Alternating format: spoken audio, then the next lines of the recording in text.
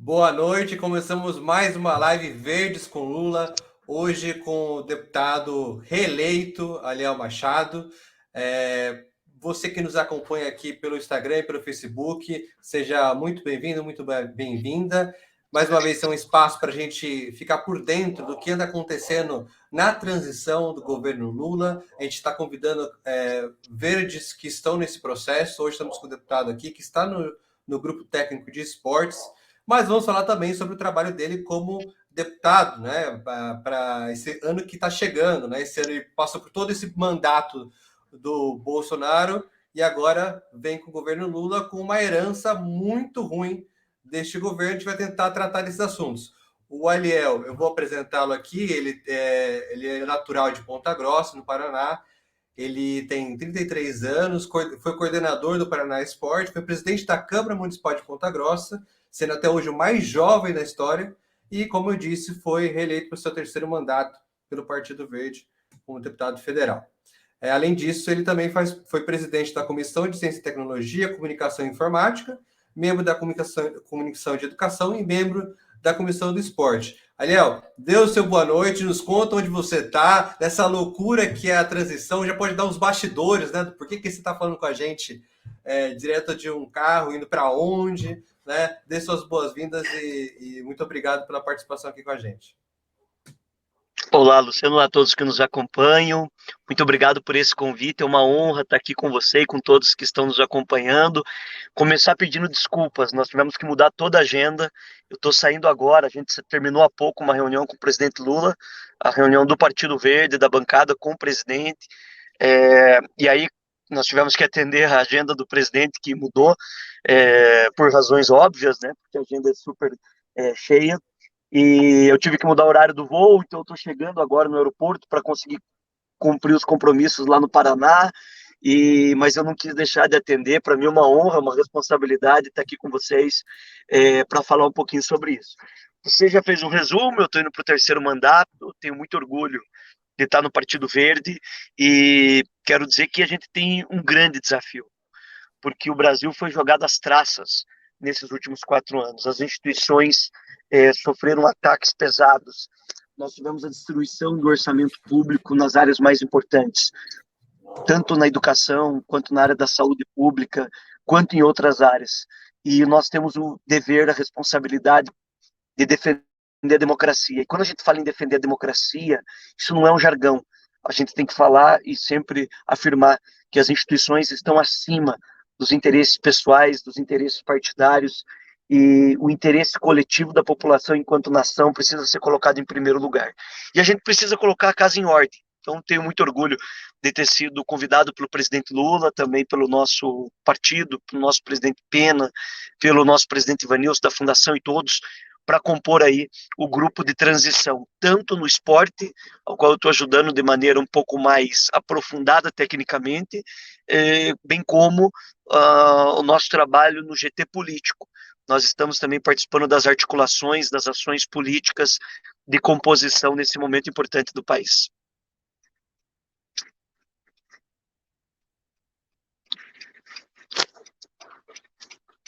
A gente não sabe a que momento você vai entrar no voo, etc. E talvez tenha que parar de conversar com a gente. Então, vou tentar focar primeiro na sua agenda principal do esporte e depois a gente vai destrinchando as outras conforme dê tempo da gente se estender.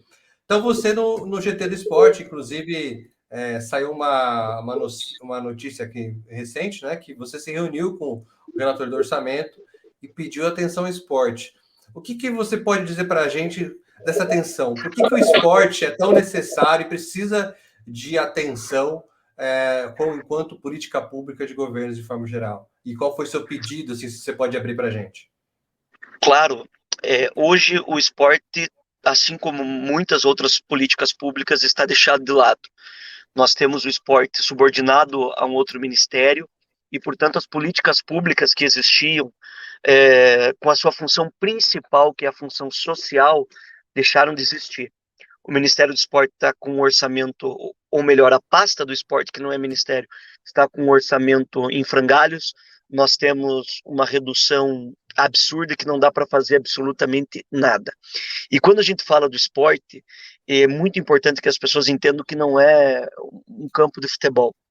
O esporte é um dos meios mais baratos para que você faça o trabalho de prevenção. Prevenção na área de segurança pública, prevenção na área de saúde, um complemento, uma ação na área de educação. Ela é a oportunidade que você pode dar dentro de uma periferia, que você pode criar não apenas do esporte de rendimento, mas você falar da questão social, que é uma prioridade nossa. E nessa reunião com o relator do orçamento, nós apresentamos de que é fictício o orçamento encaminhado ao Congresso Nacional para o ano de 2023 em relação à área do esporte. Não tem, ele simplesmente é uma peça de ficção. E que nesse reajuste que está sendo feito com a aprovação da PEC, que trata do extrateto, a sobra orçamentária para corrigir os equívocos em todas as áreas, o esporte merece uma atenção especial. É importante lembrar que nos governos progressistas nós tínhamos programa como o PELC, que é o Projeto de Esporte e Lazer na Cidade, que levava o esporte para dentro das periferias. Nós tínhamos uma abordagem muito maior em programas sociais e o nosso país não pode ficar só no discurso. Nós temos, de fato, uma capacidade muito grande, nós temos uma responsabilidade social muito grande, e os nossos jovens estão abandonados. Portanto, esse é o desafio que nós temos, e eu estive junto com a senadora Leila, dentro do grupo de esporte, eu fiquei responsável também pelo GT de orçamento e planejamento, ou seja, a discussão orçamentária para que as coisas possam acontecer, e o grupo vem trabalhando com personalidades fantásticas. Nós temos o ex-ministro Edinho, nós temos Ana Moser, nós temos a Leila do vôlei, nós temos o ex-jogador Raí e tantas outras personalidades que estão colaborando com a gente nesse grupo de transição para que a gente consiga nessas poucas semanas fazer o diagnóstico correto e sugerir a equipe de transição de governo, a volta do Ministério do Esporte enquanto ministério e também as políticas públicas lá existentes que deram tão certo que precisam ser potencializadas. Aí eu poderia me aprofundar em outros temas. Nós temos as ligas, nós temos o trabalho das universidades, nós temos a importância do governo agir em conjunto com todas essas áreas. O nosso futebol, os nossos outros esportes tão importantes e que estão abandonados por parte do governo. Então esse é o grande desafio que a gente tem. Sim, e aproveitando também que você também está nessa conjuntura política de articulação e enquanto deputado também, você pode contar para a gente quais são os principais desafios para os primeiros 100 dias do ano que vem? Porque é isso, né? O Bolsonaro e o Paulo Guedes e seu governo destruíram tudo na esperança de tentar ganhar essas eleições no tapetão, tentar ganhar comprando votos com algumas medidas desesperadoras. E o que isso resulta? Qual que é o grande desafio, alguns dos grandes desafios que a gente tem nos primeiros 100 dias do ano que vem? O Brasil precisa diminuir a sua desigualdade. Nós temos, isso não é discurso. O fato concreto é que nós temos mais de 30 milhões de pessoas passando fome. Nós precisamos fazer com que o orçamento, como diz o presidente Lula, chegue até as pessoas também. O orçamento honra o pagamento da dívida, mas o orçamento não está honrando os compromissos sociais. Nós precisamos valorizar as nossas universidades. Nós precisamos voltar com programas como Farmácia Popular, que teve o orçamento arrebentado. Nós não estamos cumprindo com o dever constitucional sobre moradia digna. Não tem orçamento previsto para habitação popular. O Lula quer a volta do salário mínimo sendo reajustado acima da inflação, porque são as pessoas mais simples movimentando a economia das suas cidades e fazendo com que a economia melhore, com o pobre, com o trabalhador, com o pequeno e médio empresário, com aquelas pessoas que de fato fazem o Brasil andar. Qual é o desafio nesses primeiros dias? Nós temos ainda a continuidade do bolsonarismo. Nós temos aí uma continuidade dessa disputa que quer trazer inviabilização do governo, porque são contra o país. E nós temos esses extremos atacando. Então nós temos que dialogar muito. Eu acho que o grande desafio é criar uma condição de governabilidade com o Congresso Nacional, e aí o Lula tem muita habilidade para fazer isso, e a gente conseguir avançar. São muitas áreas, Luciano, eu não diria que uma área específica daria para resolver tudo, mas selecionando dentro dentro do arcabouço melhor, eu diria que a economia e a política. Precisa resolver, não pode errar na economia e não pode errar na política para dar condições de fazer isso. E nisso o Lula é especialista.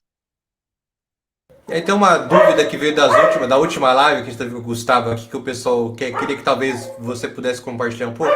Como que é essa dinâmica? O que significa de fato estar no GT de transição? Como é o dia a dia de alguém que foi convidado para essa missão, né, voluntária para a grande maioria das pessoas? Como que é a carga de trabalho a mais que as pessoas têm estando nesse tipo de trabalho? Bom, além da transição, nós estamos no mandato, num trabalho muito forte aqui no Congresso, porque é um momento muito importante. Estamos discutindo o orçamento que deve ser votado nos próximos dias, a nova emenda constitucional e também a transição. Então, o que significa transição? A melhor forma de explicar é a seguinte: nós precisamos de uma radiografia para saber como está a situação do paciente, para sugerir qual é o melhor tratamento. Então, cada um concentra nos seus grupos, traz a sua colaboração, nós identificamos os problemas, conversamos com os técnicos e trabalhamos em duas vertentes. Uma é a parte técnica, ou seja, nós pegamos os especialistas, nós pegamos os desportistas e discutimos essas alternativas de como as coisas estão para entender como elas estão. E para isso a gente precisa dialogar com o atual governo, onde a gente está tendo dificuldade para ter esses dados, essas informações e poder entregar um documento capaz de cumprir a função que a transição nos deu, que é fazer esse diagnóstico. A outra vertente é a política. Então, por exemplo, nós temos que fazer a negociação para que o esporte seja contemplado e ele seja lembrado no momento da votação do orçamento. E isso precisa ter toda uma articulação de trabalho. Então, todo dia são muitas reuniões, muitos relatórios para a gente ler, para a gente compartilhar, reunião com técnicos para discutir isso, essa parte técnica, estudo de como as coisas eram, de como as coisas podem ser, de como as coisas estão. Então, é um trabalho gratificante. É um orgulho poder, de maneira voluntária, estar contribuindo aí para um projeto que a gente acredita e sabe que pode ajudar muito o nosso povo brasileiro. Eu quero aproveitar para fazer alguns comentários, fazer alguns comentários que estão vindo aqui na live, né? O Marcelo dando boa noite, o Marcelo Alacarini dando boa noite também, dizendo que algumas já são árvores ou são sementes, no caso dele, empolgado pela oportunidade da La Verde ocupar mais espaço da política brasileira. Ele lamenta que tem poucas pessoas assistindo agora, mas Marcelo, nossa ideia é a gente poder fazer alguns cortes para poder compartilhar também, para que as pessoas possam ver o que a gente entende, que cada um tem um horário. O deputado aqui mesmo está indo para o aeroporto, está dando um jeito de conseguir participar, então a gente vai achar alguma estratégia para que mais e mais pessoas possam ter acesso às informações também. O Márcio Rodrigues está dando um abraço pela juventude do PV do Pará. A Dora Alice dizendo que esporte e cultura são políticas públicas fundamentais das periferias. E o Maico Martins dando um abraço, dizendo que é um grande deputado, um orgulho do Paraná. E aí eu quero, antes de você dar seus cumprimentos às pessoas, já emendar uma próxima questão, que é isso, assim, a gente teve muitos segredos, né, nesse governo, né? Tudo que eles não gostariam que fosse investigado, fosse discutido, se pôs sigilos. Nós temos o caso, né, de por exemplo, coisas para o Gustavo Lima, que foi posto em sigilo 100 anos, de quanto foi destinado de verbas. Nós temos várias outras questões. Isso está sendo tratado dos GTs também? Vocês estão conseguindo acesso a essas informações? Ou só mesmo quando o Lula assumir de fato, a gente vai conseguir derrubar esses sigilos? Eu quero agradecer a todos que estão acompanhando, deixar o meu abraço, colocar o nosso gabinete à disposição para a gente sempre dialogar, para mim é uma honra.